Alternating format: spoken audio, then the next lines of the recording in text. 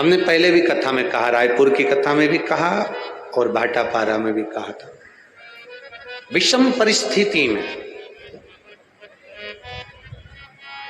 किसी के हाथ जोड़ने से अच्छा है, किसी के पास जाकर बैठकर रोने से अच्छा है देवादिदेव महादेव के मंदिर में एक लोटा जल धीरे धीरे एक बेलपत्री समर्पित कर बेलपत्री की जो डंडी है बस शिवलिंग पर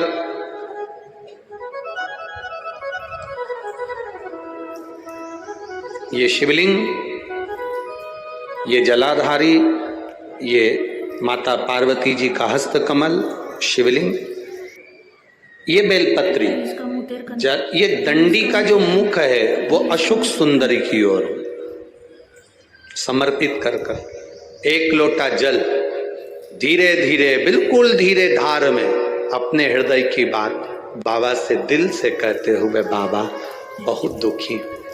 बहुत कष्टमय जीवन, बाबा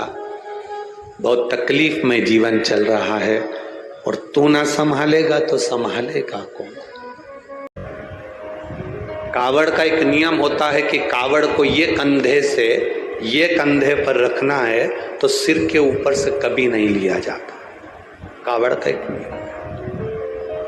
कावड़ को इस कंधे से इस कंधे पर लाना है तो सामने से लाया जाता है, पीछे से लाया जाता है, पर सिर पर से बार कर उसको वापिस नहीं लाते हैं, सिर पर से बार कर। कावड़ का एक नियम होता है, जिस नारी का, जिस व्यक्ति की संतान नहीं होती है उसको कावड़ यात्रा करने से पहले अपनी गोदी में धान चावल को भरना पड़ता है।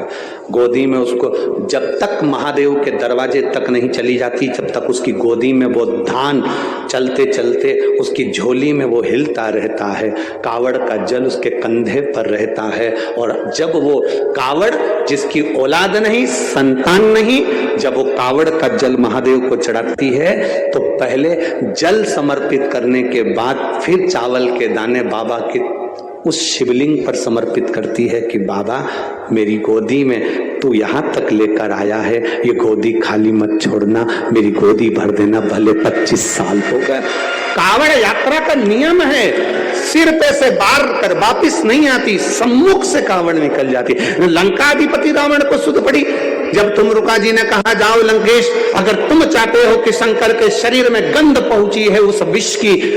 की गंध को समाप्त करना है तो तुम जाकर महादेव को जल अर्पित करो सावन के महीने में, उसी को हमारे यहाँ कावड़ कहा गया। अब विश्वास, भरोसा, दृढ़ता शिव के प्रति जागृत कर कर चलते हैं। जब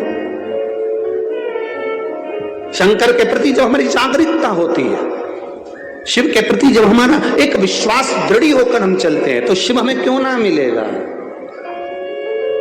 क्यों ना मिलेगा। महाराज हम तो बाबा के भरोसे